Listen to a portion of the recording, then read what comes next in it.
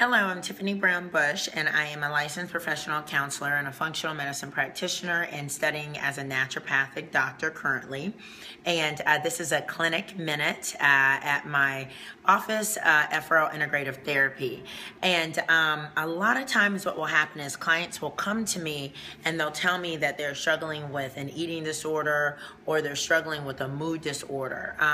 So examples of an eating disorder. Someone comes to me and they tell me they're eating compulsively, they're eating emotionally, they're bulimic, so they're eating and they're large amounts and then they're purging, or they're eating large amounts and they're exercising a whole lot, so they'll go and they'll exercise for a couple of hours as a way to correct what they've consumed. So they're either going to eat a lot and get rid of it with purging, vomiting, or they're going to eat a lot and exercise it off, or a lot of times I'll get clients that have a history of abusing a lot of laxatives. So that's what bulimia looks like. Anorexia is another eating disorder, and its features are periods of restriction as well as compulsively exercising as well, using laxatives to rid the body of food, but it's not eating, and the presentation of the individual is oftentimes very thin. But you can have episodes of all these different kinds of things, okay, within an eating disorder. And then clients are struggling with food addiction, where they feel like it's almost like a chemical dependency on food. It modulates their mood. They feel better when they eat. It helps them manage stress. It resolves all of life's problems, and they feel driven to eat cookies, or they feel driven to drink soda, or they feel driven, strong urges and cravings to have certain foods, fried foods, things like that. And if they try to not have it, they can't. And that's a big feature with the food addiction piece, is they try to not have it, they can't do that. So that's what the eating disorder piece. Mood is more like anxiety and depression, and then clients that have attention deficit disorder, so ADD. So that's what I focus on in my clinic. Okay, so then clients will come to me and they will say that something like what I just described here is occurring for them. And so the idea is that maybe if they talk to me, maybe if I perform talk therapy and I help them get to the bottom of what's going on with them from a historical perspective, maybe something went on when they were younger, in their relationships, or maybe there's some sort of trauma that needs to be dealt with or unearthed, they can get a hold on whatever their eating disorder is, or they can get their mood disorder under control. That's what they come to me thinking. Now, I'm an integrative therapist, and I started all this out with the functional medicine piece, and I'm training as a naturopath. What does that mean then? Well, when clients come to me, they're going to fill out a number of questionnaires, and an intake session can take 2 to 3 appointments.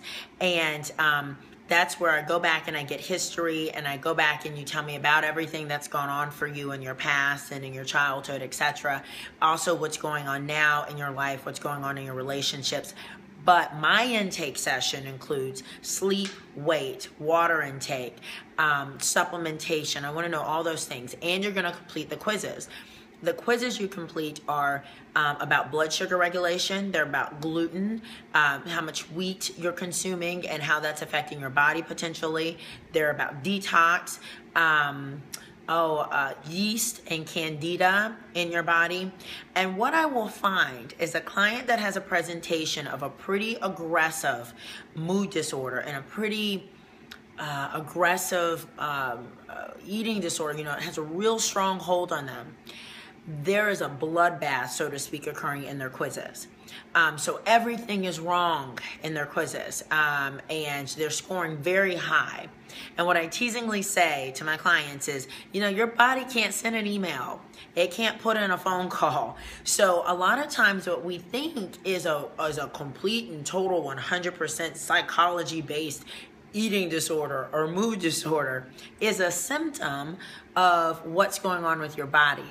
right? Because if everything on your body is not acting properly, if you've got eczema and allergies and asthma and digestive problems and your energy is a problem and you're not sleeping, it is not far-fetched to think that you would use food to make yourself feel better.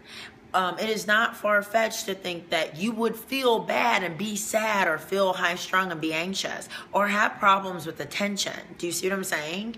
So this organism that is your body is very important to me when it comes to us doing therapy together. And I, a lot of times, have to backtrack and say, you know, before I can even begin to help a client work on mood, we've got to figure out what's going on with this body. Do we need more lab work? Do you need to do naturopathic lab work? Do you need to go back to your doctor and make sure your thyroid is okay? Do I need a blood chemistry panel? Do I need to analyze that? Do I need to look at completely overhauling your nutrition protocol and then giving you supplementation to help you stay on that program? So, you know, a lot of times people are like, I don't get how one has anything to do with the other and how you're integrating these two worlds. And I wanted to take a moment to, I know this is a little bit longer, but I wanted to explain how these two things do intersect. Something like Candida in yeast in the body, for example, presents as things like athlete's foot, fungus in your toenails, okay? Dandruff will show up as thrush, as well as digestive issues, lots of gas and bloating, and obviously like vaginal yeast infections, sinus and ear infections. Those things will show up, the Candida will show up in those ways. So, fun fact about Candida, the more yeast that you have in your system or Candida that you have, the more you're going to crave sugar and carbohydrates. Compulsively, like it is coming from somewhere inside of you that you don't even understand. So there's going to be a drive to eat these foods.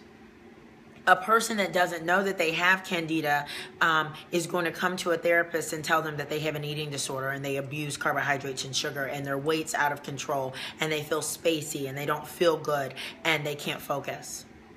And then a diagnosis of binge eating is going to be made and ADD when there's a legitimate physical problem occurring. And that's my problem as a practitioner, and that is my lust and desire as a helper, is to make sure that if I'm going to be diagnosing people, that I'm not just looking at a symptom, that you know, these mood disorders and eating disorders are a symptom of other things that are really occurring in the body and can be treated and dealt with. And then that person all of a sudden doesn't have, you know, full-blown chronic depression. But now we're dealing with, yeah, they have reactive depression and they're sad, and I can really do some good talk therapy with them and they can see some improvement and traction in their life. So that's how it works. That's integrative therapy. That's what I do. And I hope this has been helpful. And I hope that you will reach out and, you know, let me know if I can be of service to you and assist you in your journey. Visit my website, www.f4lwithtiffany.com, and check out the other websites that are there as well. And until next time, live fit.